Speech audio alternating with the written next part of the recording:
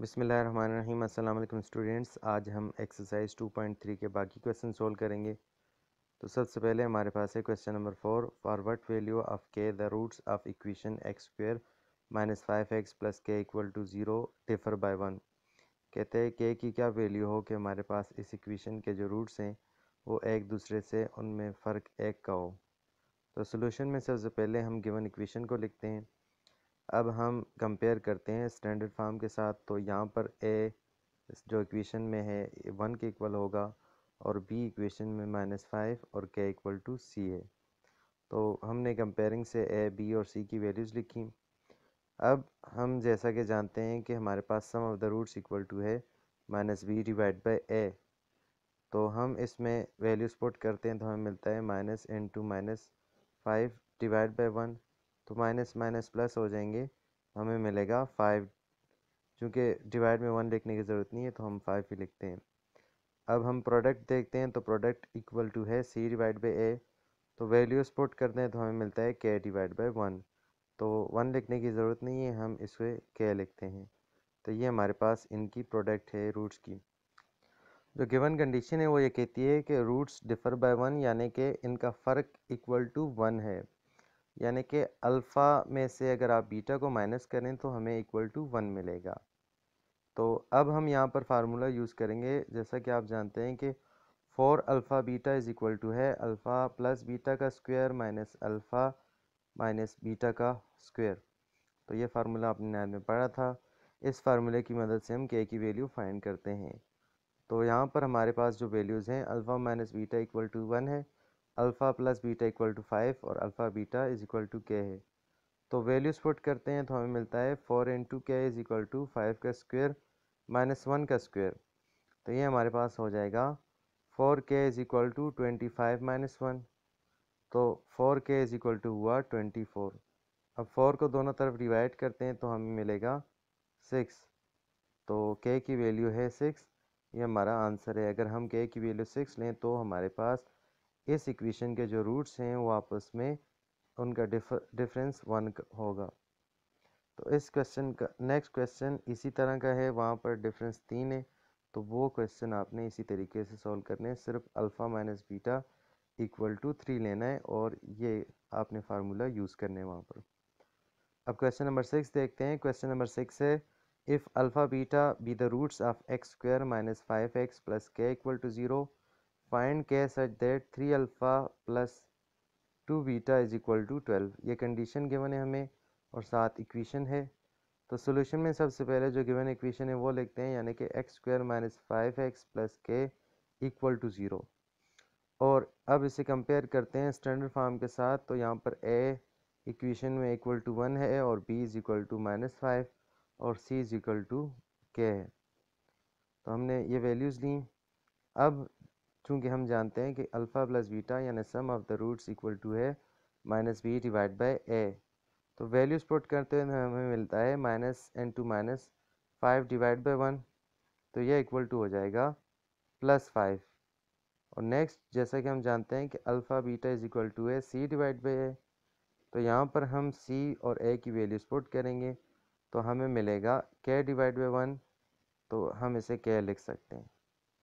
अब जैसा कि हमें कंडीशन गिवन है कि 3 alpha plus 2 beta equal to 12 है, तो इसे हम रीअरेंज करके लिख सकते हैं। इसे हम लिखते हैं कि alpha plus 2 beta is equal to 12। ये इसलिए लिखा है ताकि यहाँ पर हम जो 2 है इसे कॉमन ले सकें। अब हम 2 कॉमन लेंगे इसमें से तो हमें मिलेगा alpha plus 2 into alpha plus beta is equal to 12। तो यहाँ पर अल्फ़ा प्लस बीटा की वैल्यू पुट कर सकते हैं हम।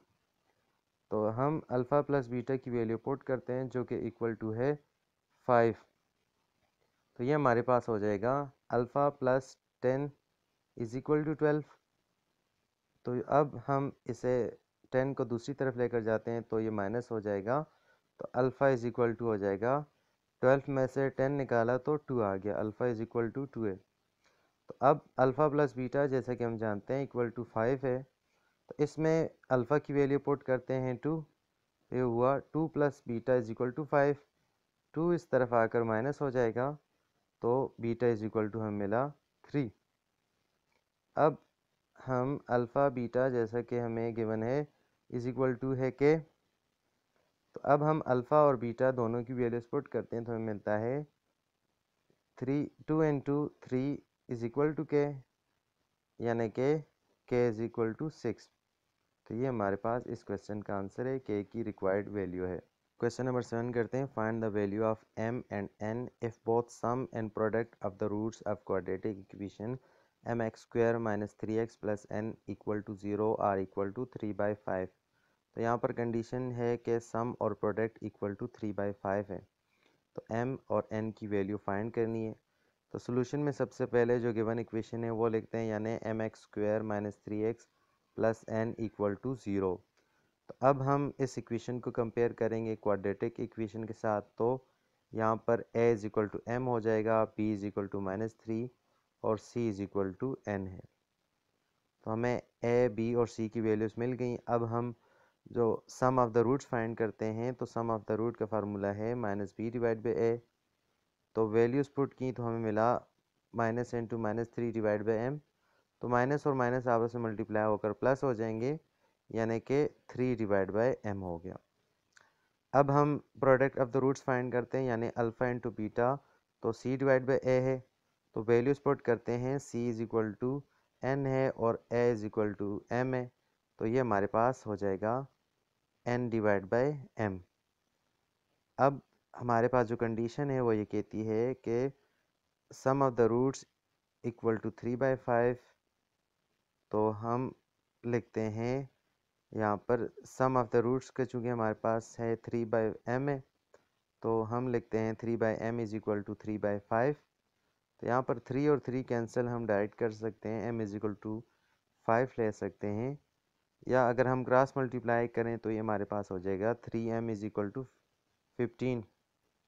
तो 3 से डिवाइड करते हैं तो हमें m इज इक्वल टू 5 मिलता है।